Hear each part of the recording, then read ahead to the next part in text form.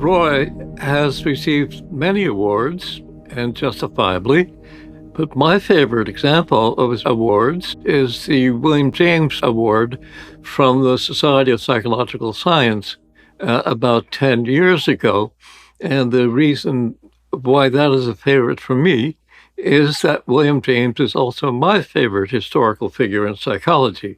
I just wanted to mention that award especially. It is impossible to summarize all of Roy's contributions in psychology. I'm going to ask a few questions, and then I believe we will take off spontaneously. Is subjective willpower really like a muscle? The muscle analogy has held up pretty well over the 20 or 30 years I've been doing the research on that. I think I mentioned a couple of minutes ago when we started, it was back during the height of the cognitive revolution, and everybody was thinking of the brain as a little computer, and all the theories were about information processing.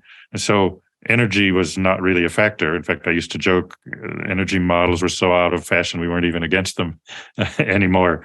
And so bringing in an energy model that willpower, there is really some kind of power there, at least metaphorically, that gets used up.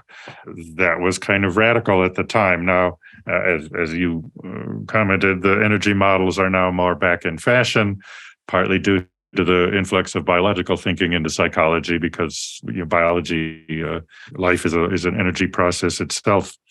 But just to say the difference, if you think of the brain as a little computer, then if you have the module up and running, it should make things go faster. It improves the efficiency of how the machine goes. And so by that, applying that to self-control, if we have people already engaging self-control in one task, and then we give them a different self-control task, they should do better, because the mind already has loaded the self-control program, so to speak.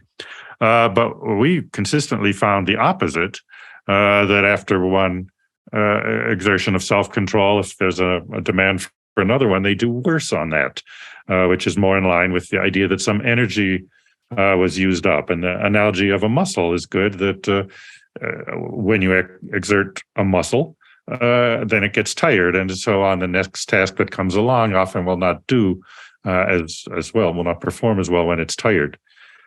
We found other things with the muscle analogy too. It turns out the ego depletion effect, where self-control gets worse, and the physical muscle effects, they're not really that you're out of energy, which was our sort of naive first assumption, but rather the mind, the brain knows to conserve energy, so it's saving it up. And I've recently seen some data with physical muscles that, they'll bring someone in and test their muscular exertion and have them do stuff. And so at the end of the session, their muscle is tired, but they can still exert just as much power as they did when they first came in, if you give them a good reason to. And it was the same with self-control. Yes, the mind starts conserving willpower after it exerts some, but if something important came along, it's really capable of doing it. And then there's one more parallel to the muscle analogy. When you exercise regularly, you get stronger.